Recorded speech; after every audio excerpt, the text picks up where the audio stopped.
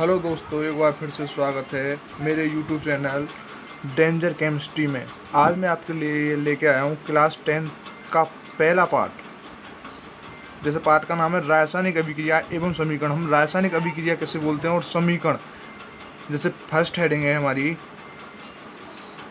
रासायनिक अभिक्रिया, वह प्रक्रिया जिसमें नए गुणधर्मों के साथ नए पदार्थ बनते हैं, रासायनिक अभिक्रिया कहते हैं।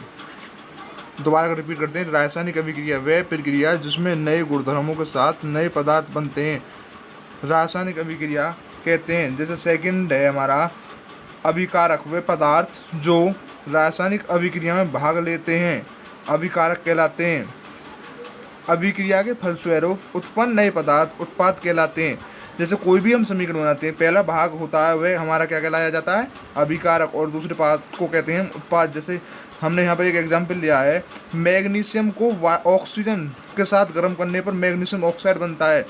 मैग्नीशियम जैसे हमारा Mg होता है, मैग्नीशियम Mg, और वायु होता है O2। गर्म करने पर मैग्नीशियम ऑक्साइड MgO बनता है। यह एक हमारी क्या है, रासायनिक समीकरण, अभिक्रिया भी बोल सकते हैं, समीकरण भी बोल सकते हैं। और जो पहले दो पार्ट हैं इन्हें हम बोलते हैं अभिकारक, और दूसरे पार्ट को बोलते हैं उत्पाद।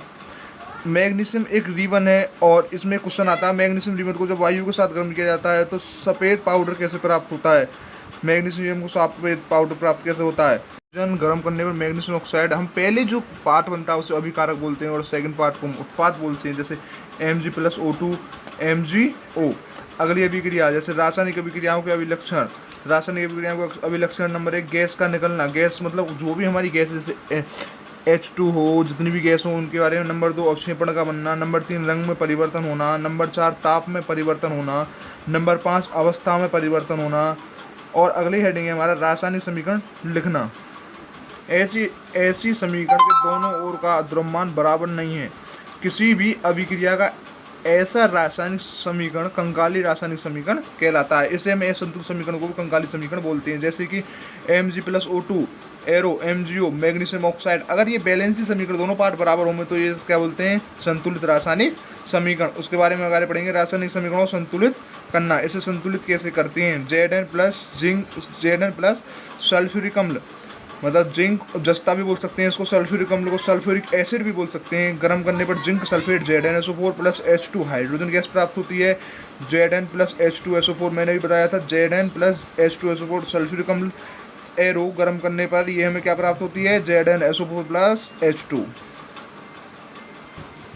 हम फिर इसे ग्राफ के सारे समझते हैं। जैसे कि ZnSO4 ZnH2SO4 हमारी ये ग्राफ के सारे हमने पहले समीकरण बनाई है, Zn+H2SO4।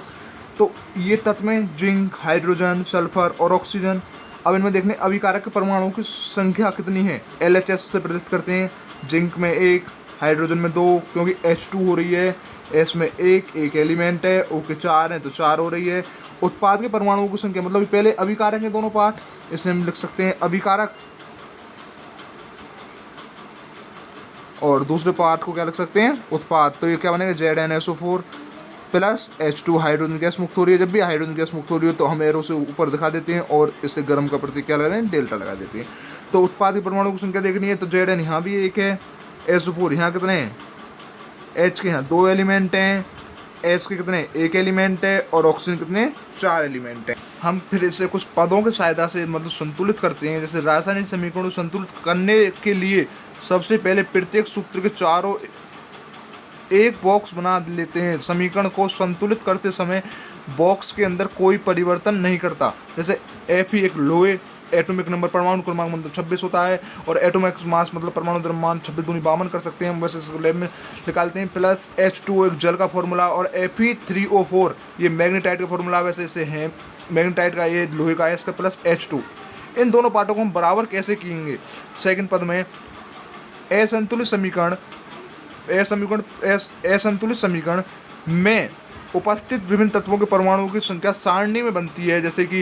जैसे हमने पीछे भी एक पार्ट में लिया था तत्व Fe लिया था, पहला FeH और मतलब लोहा, हाइड्रोजन और ऑक्सीजन। अभिकारकों के परमाणु की संख्या LHS, Fe में 1, दो, मतलब वही समीकरण आगे शुरू के पार्ट कैसे कंबाइंड करते हैं। तो हमने यहाँ Fe लिखी, Fe plus H2O arrow Fe3O4 plus H2। Fe के यहाँ एलिमेंट 3 एलिमेंट, तो हम यहाँ 3 एलिमेंट लगा देंगे। Fe के 3 पूरे हो गए, यहाँ 4 हैं तो यहाँ 4 लगा देंगे। ऑक्सीजन के 4 दूनी 8 और यहाँ कितने लगा देंगे, 4 दूनी 8। तो ये क्या हमारी एक बैलेंसी समीकरण हो गई। Fe के 3, यहाँ भी 3, O के 4, यहाँ 4 दूनी 8, 4 दूनी 8। ऐसे ही उत्पाद भी हमारे ऐसे लेकर के आ रहे हैं। तो ये तो हमारी क्या एक संतुलित समीकरण कहलाती है। अगर ये वीडियो आपको अच्छी लगी हो तो शेयर और सब्सक्राइब करें। धन्यवाद।